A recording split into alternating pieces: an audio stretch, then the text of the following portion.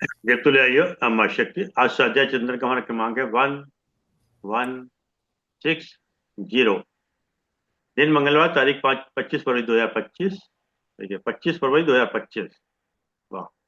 और आज हमारे बीच में आदरणीय श्री आर्यन पांडे साहब, retired additional commissioner commercial tax हैं। आज आपका जो विषय है वो श्रीमद् भागवत सप्तम स्कंद वक्तव्य 3। उसमें जो विशेष ले रहा है श्री नारद जी द्वारा प्रहलाद जी को माता के गर्भ में प्राप्त ज्ञान। आप ज्यादा सुन लेते हैं, आदरणीय पांडे साहब से निवेदन करते हैं कि आज का उद्बोधन जारी करें। आदरणीय पांडे ओ सर्वप्रथम माँ गायत्री का स्मरण करते हैं, गायत्री मंत्र का उच्चारण करते हैं।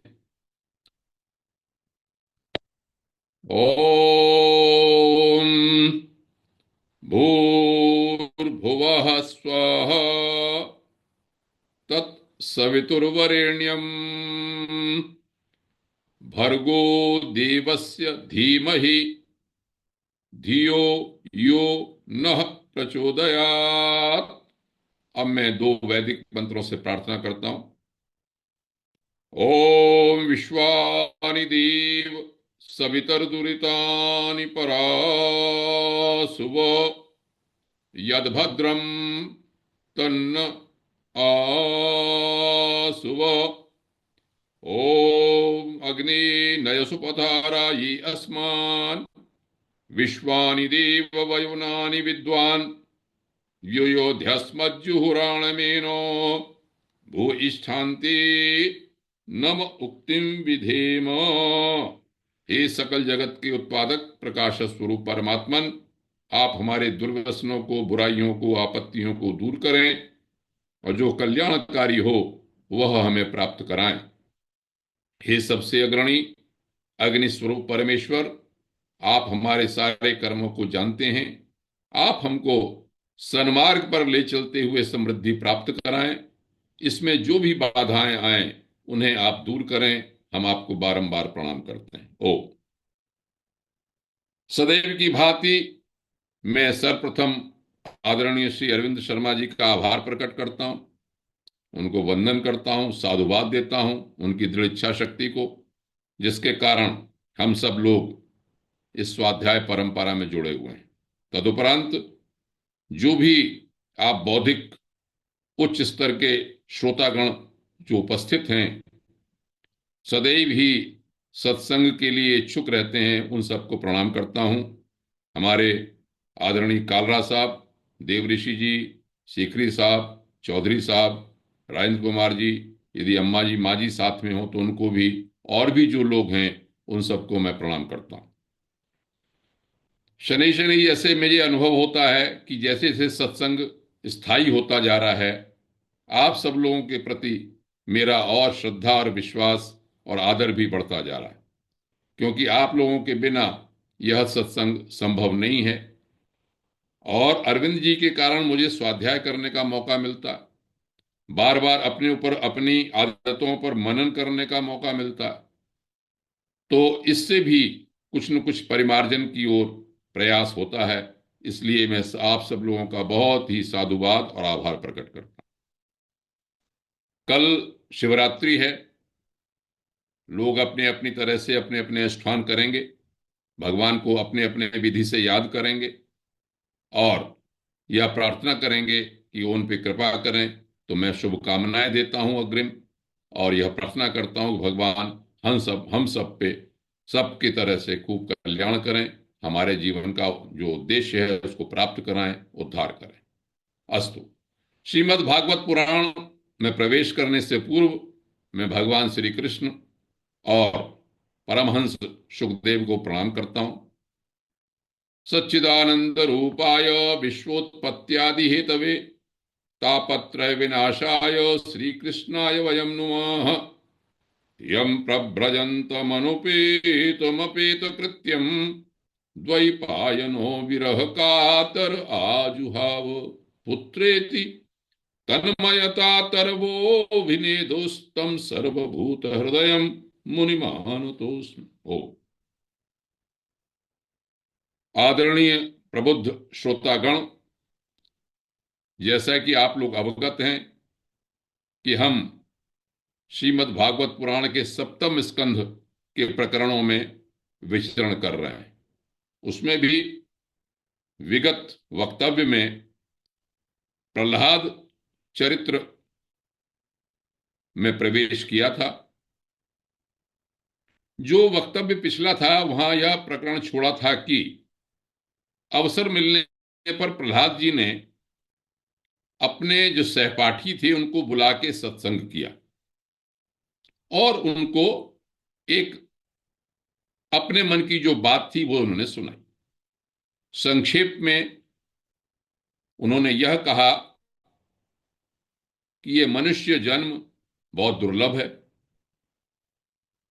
नश्वर है, लेकिन बहुत काम का है, क्योंकि हम इस जन्म में अपने उद्देश्य को परमात्म तत्व की प्राप्ति कर सकते हैं। उसके अलावा यह कहा इसीलिए कौमारे आचरेत प्राज्ञो धर्मान भागवतान, यह कुमारावस्था से ही प्रयास प्रारंभ कर देना चाहिए। यह भी कहा कि सांसारिक भोग अपने आप मिल जाते हैं और यह विडंबना भी बताई कि सामान्य पुरुष की आयु अगर 100 वर्ष है तो आधी तो उसकी सोने में निकल जाती है। 20 साल युवावस्था में, 20 साल बालपन में, 20 साल युवावस्था में, थोड़ा समय रह जाता है तब वो चिंता में घबराने लगता है जब उसकी जरायु आती है। उस समय मुझे स्मरण आया, ये बात कहते हुए अभी का स्तोत्र पढ़ रहे थे तब कहा था, भगवान शंकराचार्य आदि शंकराचार्य ने वहां लिखा कि बालस्तावत क्रीडासक्तः, जब बच्चे थे तो खेलते ही रहे। तरुणस्तावत तरुणी रक्तः, जब युवा थे तो अपनी काम वासनाओं में, अपनी संतानों में, अपनी पत्नी में हम खोए रहे। वृद्धस्तावत चिंता मग्नः, अब जब हम बूढ़े हो गए तो हमें चिंता लगी हुई है कि हम मर जाएंगे, अब हमारी इंद्रियों में ताकत नहीं रही। क्यों? ब्रह्मणि पारे कूपी न लग्नः, ब्रह्मा के, परमात्मा के बारे में जानने के बारे में हमने कोई भी प्रयास नहीं किया। तो इसलिए कहा कि भज गोविंदम, भज गोविंदम, गोविंदम भज मूढ़मते। हे मूर्ख व्यक्ति, अपने भगवान को भजो। प्राप्ते सन्निहिते मरणे नहीं नहीं रक्षति डुक्रिय करणे, मृत्यु की अवस्था सामने आ जाने पर ये कर्म जो है काम नहीं देते। उन्होंने ये कहा इसीलिए आसक्ति छोड़ दो सांसारिक। प्रहलाद जी ने अपने सहपाठियों को यह भी कहा कि भगवान को प्राप्त करने के लिए कोई विशेष परिश्रम नहीं करना पड़ता। वो तो, क्योंकि वो तो समस्त प्राणियों की आत्मा है, सब जगह स्थित हैं, अनुभव गम्य हैं, और वो भी ऐसे आनंद स्वरूप है, आनंद ही आनंद। हमारे देवर्षि जी बार बार कहते हैं इसको, आनंद ही आनंद। उन्होंने सतत प्रयास से उस स्थिति को प्राप्त किया है। लेकिन उन्होंने कहा कि देखो, माया निवृत्ति से दर्शन हो जाते हैं। जो संसार में जो कुछ माया हमारे प्रारब्ध कर्म लगे हुए हैं, इनसे बस निवृत्ति होते ही उनके दर्शन हो जाते हैं। विद्या वही है जिससे परमात्मा का मिलन हो, परमात्मा में जो सहायक हो। वरना ये शास्त्र, ये तरह तरह की विद्याएं, राजनीति, अर्थशास्त्र, यदि वो सहायता नहीं करती परमात्मा मिलन में तो व्यर्थ हैं। अंत में प्रहलाद जी ने यह कहा कि भाई भगवान की शरण लो। ये सब कुछ कहने के उपरांत उन्होंने एक बात कही थी जहां से कि मैंने लास्ट अपना वक्तव्य समाप्त किया था। उन्होंने ये कह दिया कि देखो भाई, ये जो बातें मैं तुमसे कह रहा हूं, ये नर नारायण भगवान ने नारद जी को ज्ञान दिया था और देवर्षि नारद ने के मुख से मैंने सुना था।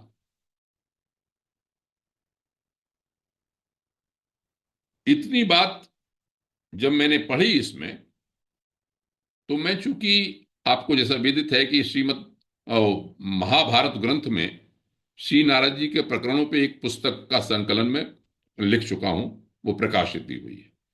तो मैंने उस महाभारत को दोबारा से देखा कि भाई मुझे याद आया कि उसमें नर नारायण ने के द्वारा नारद जी को विद्या देने की बात कही थी, जो यहां पर प्रहलाद जी कह रहे हैं।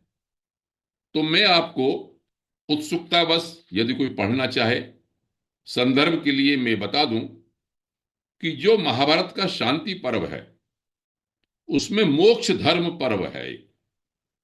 और मोक्ष धर्म पर्व में जो 209 अध्याय है, गीता प्रेस गोरखपुर से जो पुस्तकें छपी हैं उसमें नर नारायण ने, भगवान नारायण के मुख से ने वैष्णवी अनुस्मृति विद्या का उपदेश श्री नारद को किया है। तो यहां पर जो प्रहलाद जी ने कहा वो बात शास्त्र से प्रमाणित होती है। उसमें एक बात बात बहुत लंबी चौड़ी कही है, लेकिन एक बात मैं कह दूं, क्योंकि मैं जब भी प्रहलाद चरित्र पढ़ रहा हूं, अभी फिर समय लगेगा इसमें, तो मैं बहुत आह्लादित हूं और बहुत आश्वस्त हूं परमात्मा की ओर से। क्यों? कि जब मैं वैष्णवी अनुस्मृति विद्या को मैं देख रहा था तो उसमें एक पंक्ति सबसे अच्छी लगी मुझे, जो हम जैसे साधारण लोग हैं उनको बड़ा आश्वस्त करती है। नारायण ने कहा कि हे नारद, जो भक्त मेरी शरण में आता है, किसी भी प्रकार से मेरे से संबंध जोड़ता है, उसके लिए लिखा तस्याहम न प्रणश्यामि सच में न प्रणश्यति। वो मेरी दृष्टि से उस भक्त ऐसा होता है, उसकी दृष्टि में मैं कभी ओझल नहीं होता, वो हमेशा मुझे ध्यान रखता है। और हे नारद, मेरी दृष्टि से भी वो कभी ओझल नहीं होता। दोनों ही बातें हैं। ऐसा अच्छा लगा मुझे ये पढ़ के। जो प्रकरण है कथानक वो तो मैं 2 लाइनों में समाप्त कर सकता हूं, लेकिन नहीं, उद्देश्य यह नहीं है शास्त्र का। मैं बार बार कहता हूं, जो मुझे अच्छा लग रहा है वही मैं आपके सामने प्रस्तुत करता हूं। कितनी बड़ी बात नारायण भगवान ने श्री नारद जी से कही कि हे नारद, भक्त जो है उसकी दृष्टि में मैं कभी अदृश्य नहीं होता और मेरी दृष्टि में भक्त कभी ओझल नहीं होता। तो भक्त यदि भगवान से संबंध रखता है तो भगवान भी उसका हमेशा ध्यान रखते हैं। यही बात, ये महाभारत का ही अंश है श्रीमद् भगवद गीता। ये तो मैं उस प्रकरण की बात बता रहा हूं। श्रीमद् भगवद गीता में लिखा कि कौन्तेय प्रतिजानी ही न मे भक्त प्रणश्यति। हे अर्जुन, तू पक्का समझ ले, मेरे भक्त का कभी नाश नहीं होता। इसी बात को सत्य करने के लिए ये प्रहलाद चरित्र आगे आएगा। मैं अभी आज जिस प्रकरण में चलूंगा हो सकता है वहां तक न पहुंचूं। जो आपने कहानी पढ़ी है कि नृसिंह का अवतार हो गया, तो नृसिंह का अवतार इसी लाइन को सत्य करने के हुआ कि यदि प्रहलाद ने भगवान को हमेशा याद रखा तो भगवान ने भी उसे ओझल नहीं किया। खैर, ये कहानी आगे आएगी। तो इतनी बात जब कही प्रहलाद जी ने अपने साथियों से कि नर नारायण ने ये उपदेश किया था नारद जी को, नारद जी के मुख से मैंने सुना था। अब प्रहलाद जी तो बहुत छोटे हैं और वो महल में भी रहे और गुरुकुल में भी रहे, तो साथियों ने तो आश्चर्य माना, हंसे कि भाई मेरी जानकारी में तो आप हमें, हमारे साथी तो पढ़ रहे हो, आपको कब नारद जी ने उपदेश कर दिया। अब एक महत्वपूर्ण बात शुरू होती है जो मनुष्य धर्म में व्यावहारिक भी है और समझने लायक भी है। तब उन्होंने, प्रहलाद जी ने कहा, देखो भाई, हुआ ये कि मेरे पिताजी जो थे वो मंदराचल पे तपस्या करने चले गए। जब तपस्या करने चले गए तो देवताओं को पता चल गया, देवताओं ने आक्रमण कर दिया। आक्रमण कर दिया तो वो अपने सब, हमारे जैसे ही आक्रमण हुआ तो जो चूंकि पिताजी थे नहीं, वही अजय अमर, मतलब वही बलवान थे सब में, तो वो जैसे ही सब लोग भागने लगे। यहां तक हुआ कि वो राजमहल में घुस गए देवता लोग, तो राजमहल के हमारे जितने संबंधी, हमारे साथी सब थे, सब भाग गए। उन्होंने मेरी माता जी को इंद्र ने पकड़ लिया। प्रहलाद की माता जी का नाम है कयाधु, और उसे पकड़ के ले जाने लगा अपने साथ। मेरी माता बहुत क्रंदन कर रही थी, रो रही थी, सहायता के लिए चिल्ला रही थी।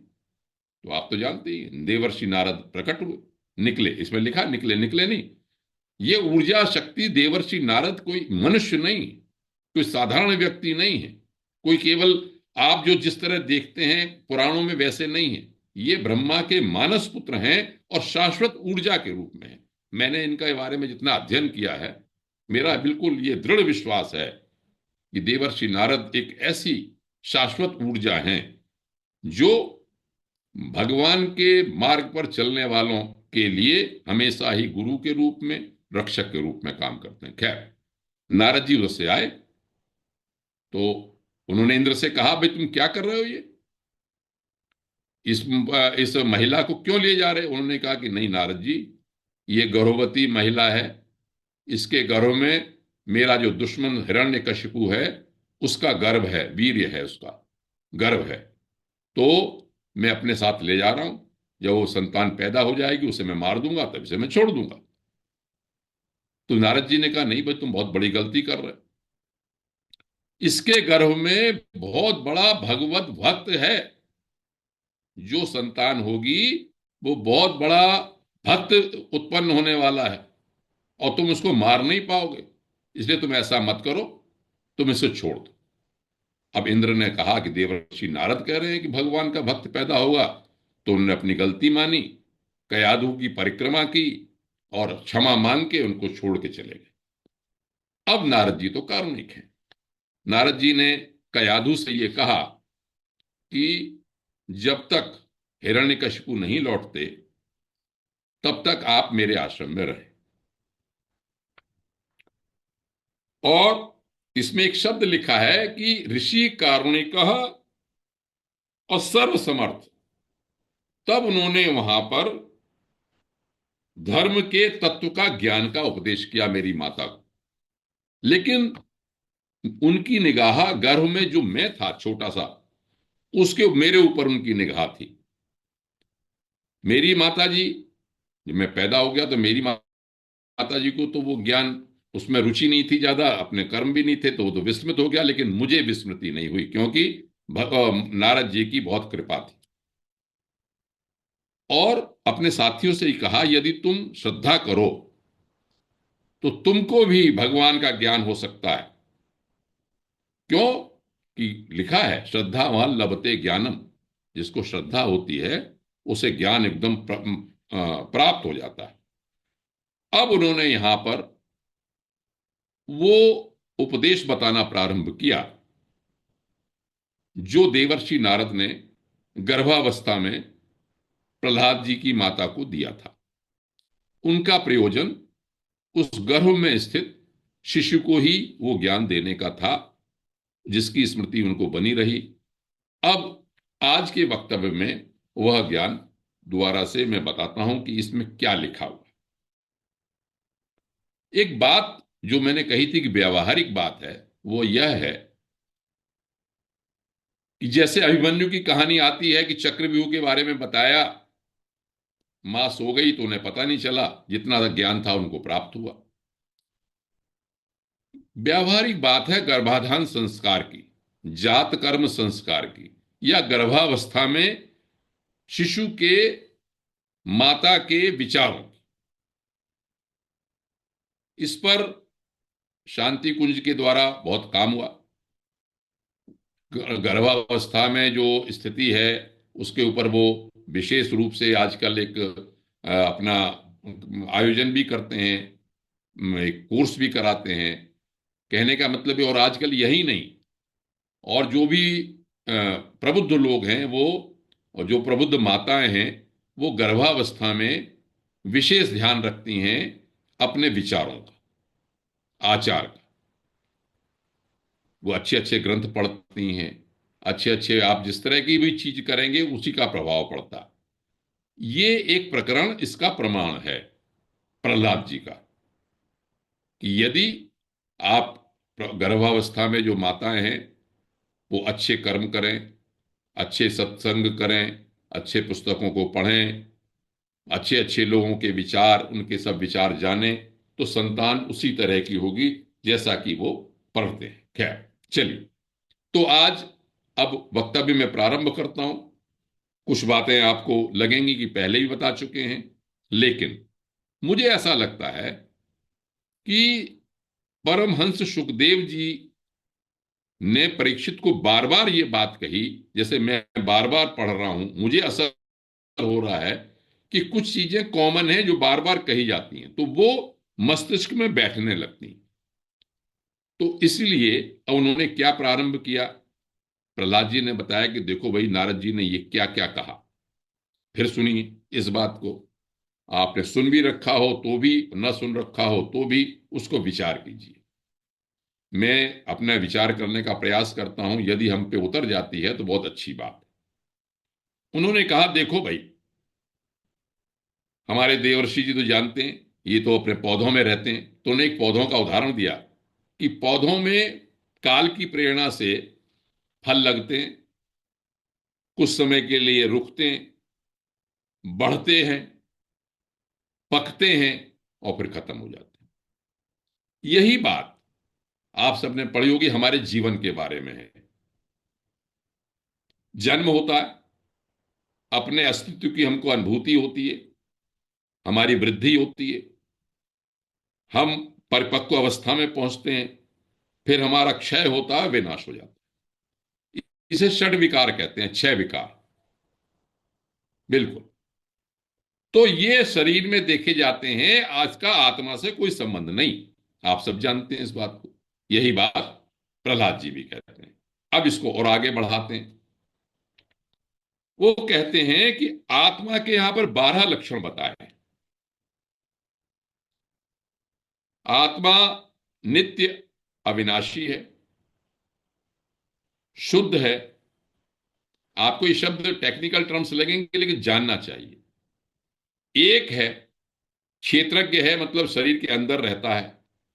आश्रय है सारे प्रारब्ध कर्मों का। निर्विकार है, स्वयं प्रकाश है, सबका कारण है, व्यापक है, असंग है और आवरण रहित है। ये 12 बातें याद न हो तो भी हम ये कह सकते हैं कि जो जनरल रूप से जितनी बात समझ जाए कि शरीर से उसका कोई मतलब नहीं है, अविनाशी है, व्यापक है, सर्व है, एक है। ये 12 लक्षण आत्मा के बताए वहां पे। तो प्रहलाद जी कहते हैं नारद जी ने ये उपदेश दिया था उस समय कि जो पुरुष आत्म तत्व को जानना चाहता है, उसको ये अच्छी तरह समझ लेने चाहिए कि मैं और मेरा ये भाव झूठा है। लौट फिर के वही बात, अहम मम। तरह तरह से चाहे किसी ग्रंथ को उठा लें, अहम मम की बात पे जोड़ देते हैं। उन्होंने कहा कि होता क्या है, एक उदाहरण दिया। जैसे सोने की खान में से कोई जो खनिज वाला जानने वाला है, वो एक ओर निकालता है, कच्चा माल निकालता है, फिर उसमें उसकी क्रिया का शोधन करता है। एक रासायनिक क्रिया की शोधन करने के उपरांत उसमें जो खराब चीज है वो हट जाती है, थोड़ा सा सोना उसको निकाल लेता है। उसी तरह से उन्होंने कहा कि जो अध्यात्म तत्व को जानने वाले पुरुष हैं, वो प्रयास करके तरह तरह से शास्त्रों में बताए हुए मार्ग पे तपस्या करके, जप से, ध्यान से, भक्ति से, किसी तरह से भी ब्रह्मपद का साक्षात्कार कर लेते हैं। उन्होंने फिर अब अष्टधा प्रकृति के बारे में बताया। गीता में भी बता रखा है कि पंच महाभूत हैं, पृथ्वी, अप, तेज, मरुद, व्योम, आप सब जानते हैं। उसके बाद प्रकृति, महत्त्व, अहंकार है। ये 8 तरह की प्रकृति, 8 के तत्व होते हैं। 3 गुण होते हैं, सत्व, रज, तम। 16 तरह के विकार होते हैं। पंच ज्ञानेन्द्रियां, पंच कर्मेंद्रियां, उनके पंच महाभूत और एक पुरुष, 16 विकार हो गए। ये सब चीज समझनी चाहिए। ये ज्ञान वाली बात, और धर्म बताई, ज्ञान बताई, तो ज्ञान का पक्ष आपको जान लिया। और आपने कहा कि स्थावर जंगम तरह के प्राणी हैं, उसमें ये चाहिए जो ज्ञानी आदमी है कि ये देखे कि भाई ये नहीं है, ये नहीं है, ये नहीं है, ये नश्वर है, ये नश्वर है, ये नश्वर है, परमात्म तत्व से उनसे अलग है। दूसरी, इसमें भी है, इसमें भी है, इसमें भी है, इसमें भी है, सब स्थावर जंगम में वो चेतना तत्व विद्यमान है। तो दोनों विधियों से, और ये भी समझ लीजिए कि उस परमात्म तत्व की बारे में अपनी अनुभूति करनी चाहिए। जागृत, स्वप्न, सुषुप्ति, ये तीनों अवस्थाएं इनसे परे है, इन्हीं से अनुभव होता है, वही भगवान है। तो इन सबको जानने के बाद ये सोचे कि मृत्यु जन्म का जो चक्र है, ये मिथ्या है। परमात्म तत्व इससे अलग है। किसी भी तरह से हम लोग जब इसको सत्य समझ लेते हैं तभी हम इसमें फंसते हैं। तो अब प्रहलाद जी कहते हैं कि हे साथियों, नारद जी ने जो उपदेश किया था उसमें सबसे बड़ी बात यह कही, उसके बताने के उपरांत, कि हमको क्या करना चाहिए कि गुणों से जो हमारे कर्म होते हैं उनके बीज नष्ट कर देना चाहिए। मैं एक जगह पढ़ रहा था बुद्ध वाला पक्ष, बुद्ध दर्शन, तो उसमें लिखा कि जैसे भुना हुआ बीज या उबला हुआ बीज, उसमें उत्पादकता समाप्त हो जाती है, मनुष्य को इस रूप में हो जाना चाहिए। करे तो सब, लेकिन उसका लाभ नहीं होगा। तो इसमें देखिए उन्होंने क्या कहा। मुझे गीता की बात याद आई कि उन्होंने अर्जुन से कह रहे हैं, श्री कृष्ण भगवान, कि सुख दुख में, लाभ हानि में, जय पराजय में समान भाव रखते हुए तुम युद्ध को करो, तुम्हें पाप नहीं लगेगा। वही बात यहां पर कही, कर्मों का जो आसक्ति वाला जो बीज है उसे समाप्त कर देना चाहिए। और उससे क्या होता है, हमारी जो बुद्धि की वृत्ति है उसका प्रवाह नष्ट हो जाता है। अब यहां पर एक नई परिभाषा दे दी कि इसी को योग कहते हैं, इसी को परमात्मा का मिलन कहते हैं, कोई नई चीज नहीं। जैसे हमारे कर्मों का प्रभाव समाप्त हुआ, खत्म हो गया, बस त्रिगुणात्मक कर्मों को जड़ से उखाड़ को फेंक दो। अब बात आई, अब बात धीरे धीरे देखिए हम लाते हैं व्यावहारिक रूप से करने में। हम लोग तरह तरह के अपने विचार रखते हैं, शास्त्र रखते हैं, अपनी रुचि रखते हैं, और जो अरुचि के है उसके अनुसार ही साधन को पकड़ते हैं। यहां पर एक बहुत अच्छी बात यह कही कि ये जो बुद्धि की वृत्तियों का प्रवाह रोकने के कई साधन, नाम नहीं लिखा यहां, लेकिन मैं अपनी बुद्धि से समझता हूं कि यहां पर उन्होंने लिखा कि ज्ञान मार्ग है, या तपस्या मार्ग है, या अष्टांग योग मार्ग है। हम प्राणायाम करें, हम यम अष्टांग योग करें, हम अपने को ये कहें कि नहीं, जो अद्वैत वेदांत की चिदानंद रूपा शिवोहम शिवोहम अहम ब्रह्मास्मि, अयम आत्मा ब्रह्म, इसको सोचें बार बार। जो बात ही कहे आए कि वे विकार नहीं है, ये नहीं है, हम नहीं है, हम इससे अलग है, इस बात को रखें। इसमें अगर रुचि है आपकी तो उसको दृढ़ता रूप में करें। तो इसमें जोर लगाना पड़ता है बार बार। उसके बाद उन्होंने कहा कि देखो भाई, है बहुत सारे साधन, लेकिन प्रहलाद जी कहते हैं कि नारद जी ने ये उपदेश किया था मेरी माता को कि जिस उपाय से भगवान से आपको प्रेम हो जाए निष्काम, वो उपाय सर्वश्रेष्ठ है। अब इसके लिए बड़े साधारण सी बातें उन्होंने बताई। गुरु की प्रेम पूर्वक सेवा करो, अपने को जो कुछ मिले भगवान को अर्पित कर दो, महात्माओं का सत्संग करो, भगवान की आराधना करो, कथा वार्ता में श्रद्धा रखो, उनके गुण और लीलाओं का कीर्तन करो, चरण कमलों का ध्यान करो, मंदिर मूर्ति में दर्शन पूजन करो। और साधनों, इन सब साधन को करने से क्या होता है, भगवान में स्वाभाविक प्रेम हो जाता है। मैं बार बार इसको, जब को ग्रंथ को पढ़ता हूं और पढ़ रहा हूं, इतने प्रकरण आए, इसमें परमहंस सुखदेव स्वयं निर्गुण निराकार के रूप में अवधूत हैं,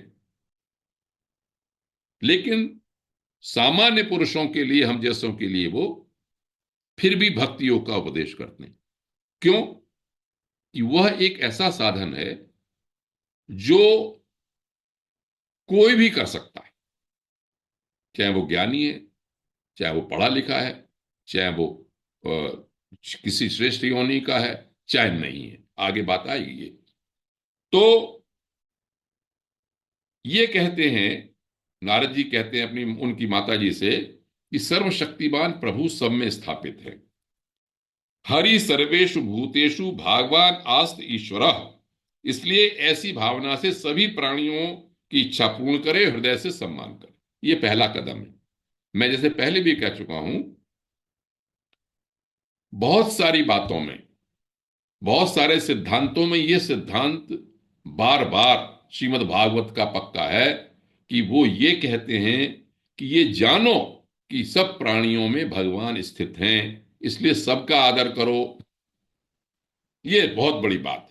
इससे क्या होता है, हमारा मन निर्मल होता है, हम शत्रु भाव को समाप्त करते हैं, काम क्रोध लोभ वो हमारे सब कम होते हैं, और हमें प्रेम होने लगता है, भगवान की उपस्थिति का आभास होने लगता है। ऐसा कहते हैं, सबका सम्मान करें।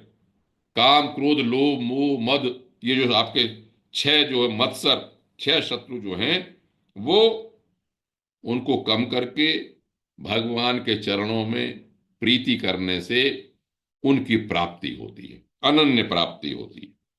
वासुदेव सर्वम इति गीता में कहा एक जगह। इस बात को जब मैं पढ़ रहा था, तो चूंकि शुरुआत तो हुई सुखदेव जी और परीक्षित की बात, तो सुखदेव ने शुरू में ही ये बात कह दी थी कि वासुदेवे भगवती भक्ति योगो यतो भवेत। हे परीक्षित, हमको तो ऐसा कुछ करना चाहिए जिससे कि हमें भगवान में भक्ति हो जाए, भगवान में लगन हो जाए। यही बात जब ये प्रहलाद चरित्र प्रारंभ हुआ था युधिष्ठिर और नारद जी के संवाद के रूप में, तो नारद जी ने भी युधिष्ठिर से यह कहा था, ये न केनापि उपाये न, किसी भी उपाय से मन कृष्णे निवेशयेत, मन को भगवान कृष्ण में, भगवान में लगा दीजिए। अब भक्ति मार्ग पे आते, जैसे ही कहा कि भगवान की लीला, उनका लक्षण क्या है भाई, भगवान में हमारा प्रेम होने लगा, हमें प्रेम है भगवान से, आप अपने को देखें या दूसरे को देखें तो कैसे आपको पता चलेगा। अब भाई क्या बात कहते हैं कि भगवान के जब आप चरित्र पढ़ते हैं, उनका पराक्रम पढ़ते हैं, उनके गुणों का वर्णन करते हैं, आप उनका स्मरण करते हैं, तो आपका रोम रोम हर्षित होना चाहिए, हर्षित होने लगता है, आनंद में आंसू आने लगते हैं, कंठ गदगद हो जाता है, भजन गाते हैं, कीर्तन करते हैं सब। अरे भक्त तो रोग संकोच छोड़कर चिल्लाने लगता है, जोर से गाने लगता है, पागलों की तरह कभी हंसता है, कभी भगवान भगवान लोगों की कोई भी मिलता है उसकी वंदना ही करने लगता है, वो कहता है भगवान ही इसमें दिखाई पड़ते हैं। ज्ञानदेव का आप सोचिए, कुत्ते में उनको दर्शन हो गए, किसी के पीछे पीछे दौड़ते हैं कहीं भी, और तन में हो जाता है, और कभी कभी लंबी लंबी सांस लेता है और कहता है हरे जगतपते नारायण। तो उस भक्ति योग के प्रभाव से उसके सारे बंधन कट जाते हैं, तदाकार हो जाता है। जब मैं ये चीज पढ़ रहा था, तो जो निराकार और साकार वाली बात है, वो उसकी ग्रंथि या उसकी सोच ढीली पड़ जाती है, ढीली पड़ने लगी। कैसे? मैं अपनी बात को साधारण भाषा में कहने से पहले वेद की बात करता हूं। वेद तो सर्व प्रामाणिक है, सर्वोच्च है। मैं इसलिए इस बात को आपके सामने रखता हूं कि जब इस तरह के ग्रंथ आप पढ़ते हैं, पुराण पढ़ते हैं, भक्ति योग के सब पढ़ते हैं, तो ऐसा लगता है कि ये तो बनाई हुई बात है। नहीं, मैं वेद की आपको सामने प्रमाण रखता हूं, और ये कहता हूं मन में आपके, और अपने मन में खास तौर से, आप लोग तो सब ज्ञानी हैं, ये करने के लिए कि नहीं वेद की वाणी है ये। क्या वाणी है वेद की? मैं दो मंत्रों के अर्थ छोटे सी बात रख के फिर और आगे विषय पढ़ाता हूं इसको। ऋग्वेद में पढ़ रहा था, शुरुआत की बात है। ऋग्वेद के पहले मंडल के चौथे सूक्त का 10वां मंत्र है। उसमें लिखा, यो रायो अवनिर्महान सुपारह सुनवथ सखा।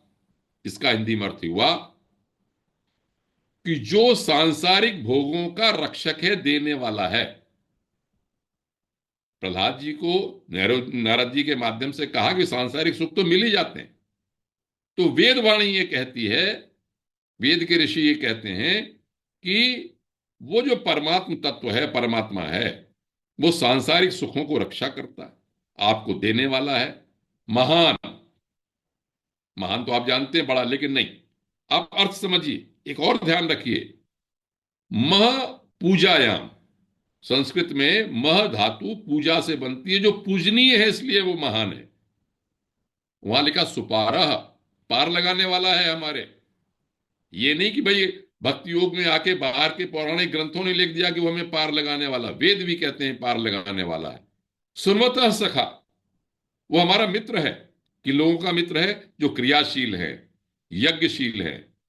तो क्या करो, तस्माद इंद्रा गायता, इसलिए उस परमेश्वर ऐश्वर्यशाली परमात्मा का गायन करो। एक और मंत्र है, पहले मंडल के 5वें सूक्त का पहला मंत्र है, उसमें ये कहते हैं कि उस परमेश्वर को अभिप्रगायत, सामूहिक रूप से संगम करो, सामूहिक रूप से गान करो उसका। क्यों? कि भगवान स्तोम वास सखाय, जो स्तुतियों का वहन करने वाले हैं, स्तुतियों करने वाले लोग हैं, वो मित्र हैं, उनके मित्र हैं वो।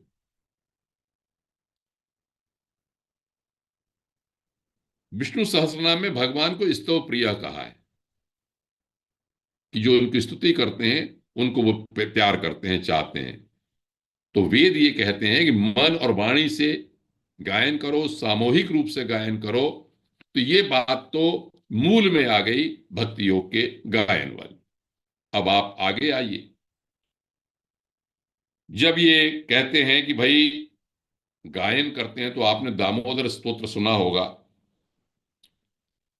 उन्होंने ये कहा, दामोदर स्तोत्र में आपने पढ़ा होगा, क्या तन्मयता हो जाती है, जो सब तन्मयता की बात कही। इसमें कहा कि भगवान जो भक्त है वो जोर जोर से हरे जगपते नारायण कहने लगता है। तो दामोदर स्तोत्र का एक दो श्लोक मैं आपके सामने रखता हूं, जिसमें आपने सुना होगा कि श्री कृष्ण गोविंद हरे मुरारे, हे नाथ नारायण वासुदेव, विक्रेतु कामा खिल गोप कन्या, मुरारी पादार्पित चित्त वृत्ति। गोपी जा रही है, महिला जा रही है अपने सामान को बेचने के लिए, लेकिन उसका मन कहाँ लगा हुआ है? भगवान के चरणों में लगा हुआ है। दध्याधिकम मोह वशाद वोचत, वो दही बेचने तो जा रही थी, लेकिन वो भगवान के भजन में इतनी ज्यादा लगी हुई थी कि मुझसे ये नहीं निकला उसका कि दही ले लो। क्या निकला? गोविंद दामोदर माधवेति। ये स्थिति है।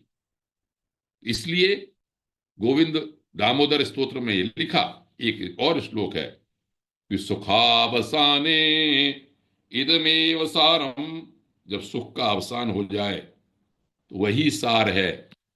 और दुखावसाने इदमेव गेयम, जब दुख समाप्त हो जाए तो यही गाना चाहिए। और देहावसाने इदमेव जाप्यम, और देह का जब अवसान, जो हम लोग बैठे हुए किनारे पे, उनको यही जपना चाहिए। क्या? गोविंद दामोदर माधवेति, जिह्वे पिबस्वामृतमेतदेव, गोविंद दामोदर माधवेति। अंत समय में हिले न हिले, जितना हमारे पास समय है, हमको उसका, भगवान का स्मरण, भगवान के नामों का कीर्तन, भगवान की स्तुति, श्रवण कीर्तन इत्यादि सब कर लेना चाहिए। तो प्रहलाद जी कहते हैं, इसलिए हे साथियों, नारद जी ने ये कहा कि हमेशा ही भगवान का भजन करो। ये जो आनंद मिल रहा है ना, कभी कभी पूछते भाई भगवान की प्राप्ति क्या है, तो उन्होंने कहा नहीं, ये जो आनंद मिल रहा है यही ब्रह्म है, यही ब्रह्म सुख है, यही निर्वाण सुख के रूप में लोग जानते हैं। और जब हमारे अंदर भगवान उपस्थित हैं तो उनको भजने में क्या दिक्कत है? इसलिए भोग सामग्री इकट्ठी करने में, द्वेष करने में कोई लाभ नहीं है। ये सब चीजें प्रत्यक्ष नाशवान है, नाशवान से अनश्वर चीज नहीं मिलेगी। कठोपनिषद में भी कहा, नचिकेता को यमने के नहीं अध्रुवई प्राप्यते ही ध्रुवम तत्। नश्वर चीज से वो अनश्वर चीज नहीं मिलने वाली है, शाश्वत चीज। उसके लिए तो आपको प्रयास करना पड़ेगा, किसी भी मार्ग से, किसी भी तरह से। देखो, भगवान में कोई दोष नहीं है, परम सत्ता बिल्कुल निर्दोष है, कोई दोष नहीं है। इसलिए अनन्य भक्ति से उनका भजन करना चाहिए। भक्त्या एकया ईशम भज। एक भक्ति के द्वारा भगवान को भजन करना चाहिए। उन्होंने कहा देखो भाई, संसार में आते हैं लोग, अपने अपने कर्म करते हैं, तो सुख पाना चाहते हैं, दुख को मिटाना चाहते हैं। दोनों ही तरह के काम करेंगे उनको फल मिलता है। और जब फल मिलता है तो उसके फिर वो अपने योनि के चक्कर में पड़ने लगते हैं। तो ये जो आपको लग रहे हैं कि अपने लोग हैं, संतान है या मित्र हैं या पदवी है, ये सब नश्वर हो जाने वाली है। तो संसार की नश्वरता के रूप में उन्होंने कहा, वही बात कही उन्होंने कि जब वो नाशवान हो जाता है, पहुंच जाता है, तब क्या कहता है कि जो भज गोविंदम वाली बात कही वो मुझे याद आ जाती है कि अंगम गलितम पलितम मुंडम दशन विहीनम जातम तुंडम और वृद्धो याति गृहीत्वा दंडम तदपि न मुंचत्याशा पिंडम। अंग गल गया हमारा, शरीर जीर्ण हो गया, बाल भी हमारे झड़ गए, कमर भी तिरछी हो गई, डंडा लेके चल रहे हैं तो भी आशा को नहीं छोड़ रहे हैं। क्यों? कि ब्रह्मणि पारे कूपी न लगना, उस परमात्मा के बारे में नहीं सोचा। इसलिए भज गोविंदम, भज गोविंदम, गोविंदम भज मूढ़वते, निष्क्रिय भाव से उसका भजन करना चाहिए। यहाँ का मुख्य बात यहाँ पर यह है कि वासुदेवे भगवती प्रत्सर्वज्ञ प्रतगात्मने, करदम जी ने भी यही कहा था कि किसी भी तरह से भगवान में ध्यान लगाओ। कपिल जी ने भी यही कहा था, अनिमित्ता भागवती भक्ति सिद्धेर गरीयसी। बिना निष्काम भाव से जो भक्ति की जाती है वही सबसे महान है, सबसे बड़ी है। तीव्रेण भक्ति योगेन यजेत पुरुष परम। तीव्र भक्ति के द्वारा भगवान का भजन करना चाहिए। एक बात और भगवान की यहां पर कही,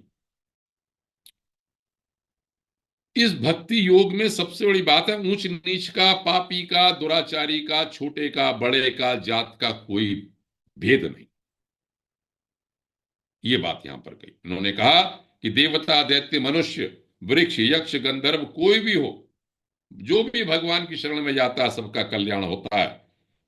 गीता में कहा है कि हे अर्जुन, ये 9वें अध्याय का 32वां श्लोक है कि हे अर्जुन, चाहे कोई पाप योनि का भी हो, स्त्री शूद्र वैश्य की बात तो है ही अपनी जगह, अगर पाप योनि का भी है तो मुझे पाकर वो तर जाते हैं मेरी शरण में आके। मुझे यहां पर शुरुआत में जब मैंने श्रीमद् भागवत का प्रारंभ किया था, तो सुखदेव जी जब आए परीक्षित के पास, सुखदेव जी ने प्रारंभ किया तो उन्होंने भगवान के बारे में कुछ स्तुति की। एक श्लोक बड़ा अच्छा लगता है, मैं आपके सामने रखता हूं, फिर वक्तव्य की समाप्ति की ओर समय फिर समाप्त करूंगा। क्या लिखा उसमें? जो बात ये कही कि कोई भी पाप योनि का हो, तो वहां बड़ा प्रसिद्ध श्लोक है, किरात हूणांध्र पुलिंद पुलकसा आभीरकंका यवना खसादय ये प्यन्य पापा यदुपाश्रयाश्रया शुद्ध्यंति तस्मै प्रभु विष्णवे नमः। भगवान सुखदेव, परमहंस सुखदेव भगवान का गायन करते हुए कहते हैं कि तरह तरह की जो जातियां हैं, खराब जातियां जिन्हें मानते हैं, थोड़ी लड़ाकू जातियां जिन्हें मानते हैं, उनके बारे में कहते हैं जो किरात है, जो भील वगैरह होते हैं, हूण लोग जो आए थे, आंध्र लोग जो आए थे, यवन लोग जो आए थे, और कसाई भी होते हैं, तो उसके बारे में भी उन्होंने कहा कि काफी जो नीच जातियों के भी लोग हैं वो भी इस भगवान की शरणागति में चले जाते हैं तो उनकी भी शुद्धि हो जाती है। ऐसे प्रकृष्ट भगवान को मैं नमस्कार करता हूं, प्रणाम करता हूं। सबसे अच्छी बात भक्ति में ये, कोई भी लग जाए, कुछ नहीं, भगवान का ध्यान करना है, बस उनकी शरण में चले जाना है। एक और पंक्ति मुझे समझ में आई, क्या बात कही भगवान ने। महाभारत की एक लाइन है कि अहम स्मरामि मद भक्तम, मैं अपने भगवान का स्मरण करता, वो भक्त का स्मरण रखता हूं, विस्मृत नहीं करता। और नयामी परमाम गतिम, उसको परम गति तक मैं प्राप्त पहुंचा देता हूं। तो जहां ही जैसे भी सब कुछ बात हुए, इतनी बात प्रहलाद जी ने जब अपने साथियों से कही, बताई, तो क्या हुआ कि वो सब साथी जो हैं वो भगवान की भक्ति में लगने लगे। जब भगवान की भक्ति में लगने लगे, अपनी जो पढ़ाई थी उनकी आसुरी भाव की वो समाप्त हो गई। अब गुरु लोगों ने देखा कि ये क्या हुआ, ये तो सब ध्यान लगा के अपना कीर्तन वीर्तन भजन कर रहे हैं सभी के सब। अब उन्होंने जाके सब लोगों ने पूछा, किसने कहा? कि प्रहलाद ने बताया ये तो उन्हें जाके शिकायत कर दी हिरण्यकशिपु से। हिरण्यकशिपु तो बहुत आग बबूला हो गया, आग बबूला होके बुलाया प्रहलाद को। प्रहलाद जी गए, उनके सामने हाथ जोड़ के खड़े हो गए और उन्होंने कहा कि हिरण्यकशिपु तो बहुत स्वभाव से क्रूर था। उन्होंने कहा, तू किस बल पे ये सब बातें करता है? किसके बल पे ये सब घमंड करता है? क्यों सिखाता है इनको इस तरह की बात? तो इतना छोटा सा होके और डरता भी नहीं है मेरे से, तुझे किस चीज का डर है? तब प्रहलाद जी ने कहा कि हे दैत्यराज, हे मेरे पिताजी, जो संसार को रचता है, जिसने जिससे आपने ताकत प्राप्त की है, जो बलियों से भी बला है, महतो महियान सबसे बड़ा है जो कुछ भी, और जो काल भी जिसके वश में है, काल भी जिसके कहने से चलता है, वही परमेश्वर सबके स्वामी हैं। आप अपने मन से कुमार्ग पे चलने का शत्रु भाव ये समाप्त कर दो, समता भाव लाओ। भगवान की ही सबसे पूजा है, मैं तो उसी भगवान के सहारे ही हूं, मुझे किसी का कोई घमंड नहीं। बस इतनी बात सुनने के उपरांत हिरण्यकशिपु आग बबूला हो गया। उसके बाद क्या कांड हुआ, अगले वक्तव्य में प्रभु ने चाहा तो नृसिंह अवतार होगा, प्रहलाद की स्तुति होगी, आनंद ही आनंद आएगा। यह पक्का हो जाएगा कि भगवान किस तरह से अपने भक्त पर नजर रखते हैं और किस तरह से भक्त की बात पूरी करने के लिए किसी भी रूप में सामने आते हैं, चाहे हमको ज्ञात हो चाहे न ज्ञात हो। यह प्रकरण मुझे, जब भी मैं इसको पढ़ा, बहुत आह्लादित हूं, बहुत आश्वस्त हूं। आह्लादित इसलिए कि भगवान की लीला है ये। छोटे बच्चे के माध्यम से हमें शास्त्र बता रहा है आगे बढ़ने के लिए। आश्वस्त इसलिए हूं साथियों, यदि हम किसी भी प्रकार से उस परमात्म तत्व के संपर्क में हैं, तो निश्चित समझो कि वो हमारी रक्षा करेंगे, हमारा उद्धार करेंगे, हमारी बुद्धि उनमें लगी रहे। बस इसी प्रार्थना के साथ मैं आज वक्तव्य को समाप्त करता हूं। ओ बहुत बहुत धन्यवाद आदरणीय आनंद पांडे साहब। सभी लोग अनम्यूट हैं। आप कोई और जिज्ञासा बनती है तो पूछ सकते हैं। कोई प्रश्न बनता है फिर बाद में शेखी साहब हमारे। आदरणीय पांडे जी, जी हमारे कवि हैं कुमार विश्वास। जी जी। वो तो कविताएं छोड़ करके राम कथा कृष्ण कथा करने शुरू हो गए हैं। उनको तो अभी पैसे के लालसा है, क्योंकि अभी उनका जीवन बाकी है, जो अभी कमाई का समय है। इसलिए एक एक कथा के वो 10-10 लाख रुपए चार्ज कर लेते हैं। आजकल कुंभ कथा सुना रहे हैं। पर अगर आपका इतना ज्ञान है तो आप तो चाहें जब एक आधी कथा सुना करके ऑडियंस को उनका ज्ञान वर्धन कर सकते हैं। आप तो क्या फिर करेंगे पैसा कमा के क्या करेंगे फिर? नहीं जी, पैसा मत लेना, सेवा तो था। काला साहब, मेरा एक निवेदन है कि किसी व्यक्तिगत में हम लोग नहीं जाएंगे, क्योंकि जो आप कह रहे हैं हमें नहीं मालूम वो कि उस पैसे का क्या प्रयोग करेंगे, क्योंकि वो एक वगैरह सेवा कह तो चुके कर हैं, सकते नहीं हैं ना जी। होल्ड, वो हमारे एक जगह पांडे कह जी चुके सेवा हैं कि करके तब इस ऑडियंस पैसे का को। जो है ना, मैं कहीं यूनिवर्सिटी में लगाऊंगा तब मालूम पड़ेगा। तो एक्चुअली वो ये व्यक्तिगत वो चीजें हम लोग इसमें राज्यसभा में जा रहे हैं, नहीं, राज्यसभा में वो जा एक रहे हम हैं। व्यक्तिगत चीजों को यहाँ डिस्कस नहीं करेंगे, प्लीज माफ कीजिएगा। हाँ वो बिल्कुल। व्यक्ति है ना जी। व्यक्तिगत चीजों मेरा को हम मेरा डिस्कस नहीं करेंगे। ऑडियंस ये नहीं, कहना है मैं कि मैं ऑडियंस आपकी सेवा बात कह कर दूं। सकते हैं, आदरणीय कालरा साहब मेरी प्रशंसा करना चाहते हैं अन्योन्या क्योंकि विधि से, तो मैं उनका बहुत आभारी हूं। एक मैं विषय केवल छोटा सा भगवान का इसको नाम लेकर लेकर के अरविंद आपने शर्मा जी का साथ करके आज की बहुत कथा प्रसन्न हूं। पूरी कर दी है।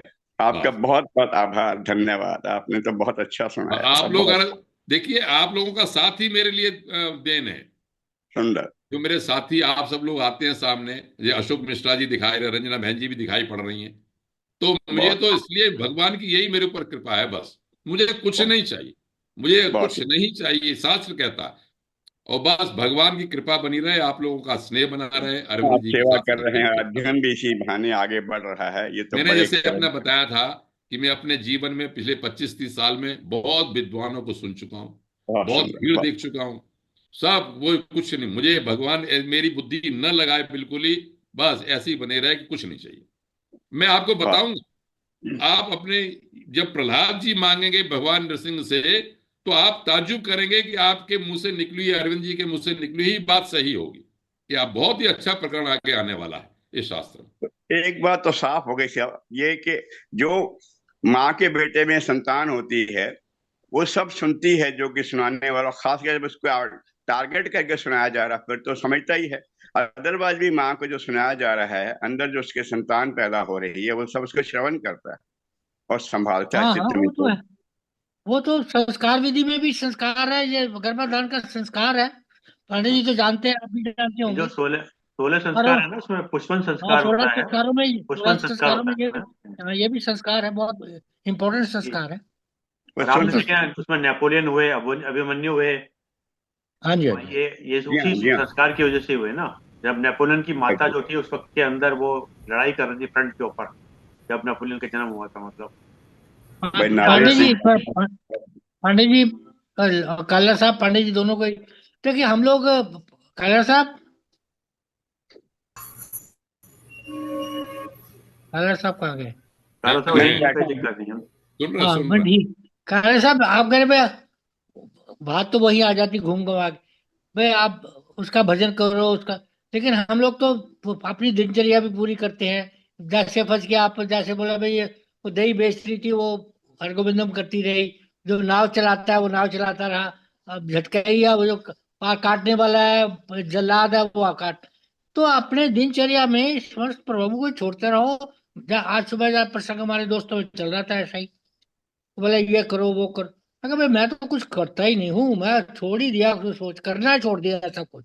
अब करवा ही रहा है तो मैं क्यों कष्ट करूँ? वो करवा रहा है तो ठीक है, मस्त है। तो मतलब अगर हर चीज ही आप छोड़ रहे हैं, आनंद में रह रहे हैं, तो भगवान में ही मतलब इसका कोई सब, मेरे विचार से कोई अलग चीज करने की नहीं है। आपका स्वभाव ऐसा ही बन जाता है, आप हमेशा ही उसमें रमे रहते हैं। सब कुछ कर रहे हैं फिर, लेकिन वो सब कुछ हो रहा है। जैसे फंस गया आप है, कथा भी कर रहे हैं आप, बाकी आप अपने मित्रों से भी मिल रहे होंगे, रिश्तेदारों से भी मिल रहे होंगे, घर की सब्जी भी खरीदते होंगे, सब काम खरीदते होंगे, लेकिन एक भाव है, एक निर्मल मन है। लेकिन ये है, ये अवस्था पहुंचने के लिए वो यम नियम वो बहुत जरूरी है। लोभ क्रोध मोह राग द्वेष में वो सब खत्म करना बहुत आवश्यक है। बिना शुद्धि के यहाँ नहीं पहुंचा जा। कहना बहुत आसान है, तो राम राम राम करते रहो जी। वो नहीं कर सकता, वो राम राम राम राम करेगा, लेकिन मैं उधर राम राम, अरे यार शोर बंद जाओ भाई, तोड़ दो बर्तन, तो राम राम राम राम। अरे कौन ये बार बार देखिए, बार कौन दरवाजा खटखटा रहा है, राम राम राम राम। तो ये तो बात नहीं ना। तो ये पूरा एक उस अवस्था में पहुंचना जरूरी है। उसके बाद तो स्पेशल रमना भी नहीं पड़ता, ये अवस्था है। तो ये लेकिन तो अंत अनुभव में, बहुत देर का है जैसे जी। मैं जैसे मैंने काला साहब ने जो मोक्ष की बात लिखी थी, और मैंने अरविंद जी को, आपको भी, पंडित जी को भी भेजी है। ये मोक्ष का वो जो आनंद की बात है, वह ब्रह्म को प्राप्ति आनंद ही है, वो ही ब्रह्म है। बहुत तो सुंदर, बहुत हाँ, चलिए, वही वही है। चलिए। अच्छा, तो वो मोक्ष, वो सुंदर। आनंद, जो शांति मिल गई, वो सब कुछ है। सब कुछ ही वो है, और कुछ है ही नहीं। और भी किसी कोई ब्रह्म विचार भी तो उसमें रखिएगा। है, वो ब्रह्म भी उसमें है, नमस्कार मोक्ष भी सबको, उसमें है। बहुत हाँ, बहुत जी जी नमस्कार। जी जी, रंजना हाँ। बहन जी कुछ कहना जी चाहते जी जी, बताएं जी। नमस्कार सबको। हाँ। मैं भी कालरा साहब से सहमत हूँ। आप कुछ सत्र रखिए, हम लोग जरूर आएंगे 7 days का। हाँ। भाई बाकी लोगों का भी तो उद्धार होना चाहिए आपके ज्ञान से। इस चलिए। ज्ञान का फायदा तो पहुंचे सभी को। जी चलिए। जी, आप रखिए कुछ पांडे जी। चलिए, आप शुरुआत करिए ना। जरूर।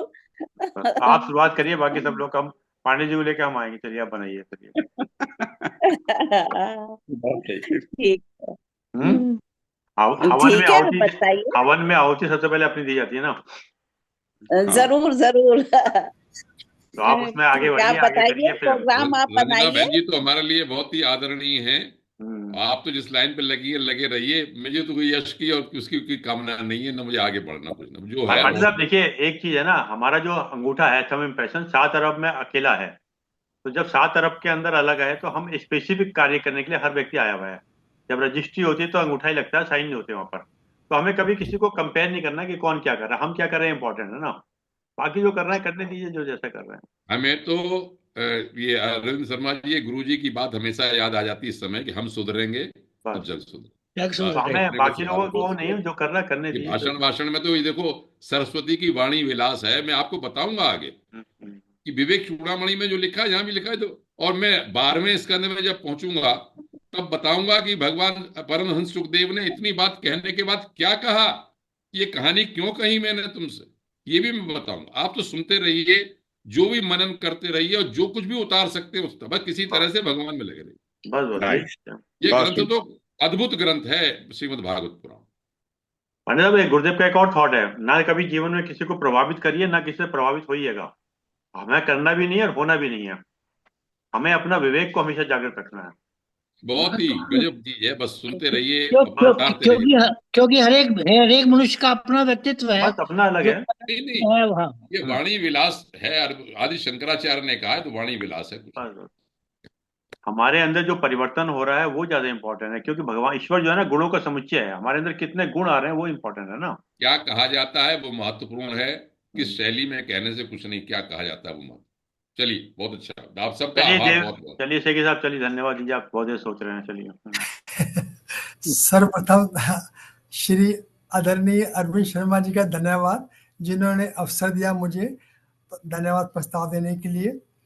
आज आदरणीय आर एन पांडे जी का सप्तम संकल्प में प्रवेश किया और वक्तव्य तीसरा दिया, जिसमें उन्होंने समझाया कि नारद द्वारा प्रहलाद जी को माता के गर्भ में ज्ञान प्राप्त हुआ। तो आपने बहुत ही प्रेरणादायक, सुखद और सुरीला वक्तव्य सत्संग पेश किया, और यह आपकी महानता है कि आपने निष्काम सेवा को ही फल समझते हैं, कि जो आप सेवा करते हैं वही आपका फल है। यही परमात्मा की बड़ी कृपा है आपके ऊपर। आपने अलग अलग तत्वों से आत्मा के 12 लक्षणों को समझाया। आपने मनुष्य के जन्म के पर्पस को, उद्देश्यों को समझाया, और हम कोशिश करेंगे कि आपके प्रेरणादायक वक्तव्यों से अपने जीवन में उतारें और अपना भला कर सकें। आज के उद्बोधन के लिए आपका हार्दिक धन्यवाद। बहुत बहुत आभार आपका, बहुत बहुत आभार। बहुत बहुत मैं धन्यवाद अपने को आदरणीय शेखी। सुधारना की कोशिश करता हूँ, मैं भी सुधर जाऊँ किसी तरह से। बहुत बहुत धन्यवाद आदरणीय केसरी साहब, बहुत बहुत पांडे धन्यवाद। पांडे जी को कुंभ महाकुंभ स्नान का बहुत बहुत मुबारक। चलिए, धन्यवाद बहुत धन्यवाद। बहुत बहुत धन्यवाद आदरणीय केसरी साहब, बहुत बहुत धन्यवाद आदरणीय आर्यन पाटिल साहब। आपने समय निकाल समय दिया, के लोगों का विशेष रूप से धन्यवाद कि आपने समय निकाल समय दिया। और जैसे कि एक विचार के साथ और 3 बार ओम के साथ अपनी बात समाप्त करते हैं। आज का विचार आदरणीय शेखरी साहब ने जो कहा, निस्वार्थ, उसी के ऊपर है। जो व्यक्ति निस्वार्थ भाव से लोगों की सेवा करने के लिए आगे आते हैं, जो व्यक्ति निस्वार्थ भाव से लोगों की सेवा करने के लिए आगे आते हैं, परमात्मा सदैव उनका कल्याण करता है। सुंदर, अति सुंदर। परमात्मा उनका हमेशा कल्याण करता है। हमारे पूर्वजों ने भी कहा है, हमारे पूर्वजों ने भी कहा, इस संस्कृत में पाणी जी समझाएंगे। परोपकाराय पूर्णाय भवति।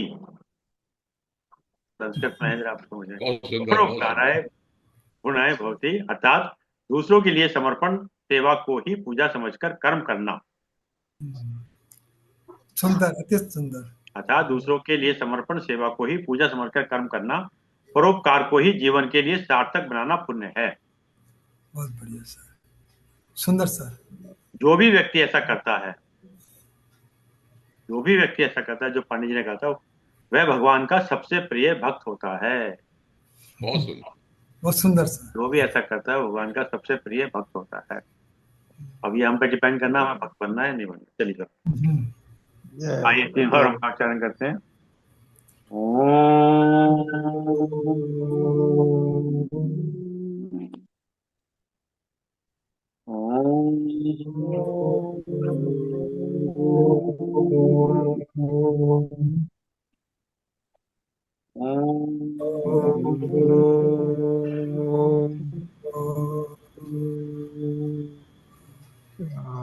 शांति। शांति सबको सभी प्रणाम, सभी प्रणाम।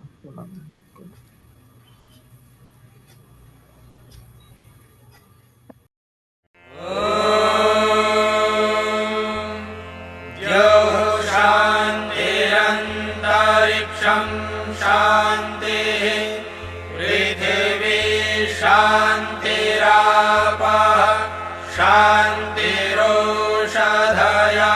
शान्तिः वनस्पतयः शान्तिर्विश्वे देवाः शान्तिर्ब्रह्म शान्तिः सर्वं शान्तिः शान्तिरेव शान्तिः।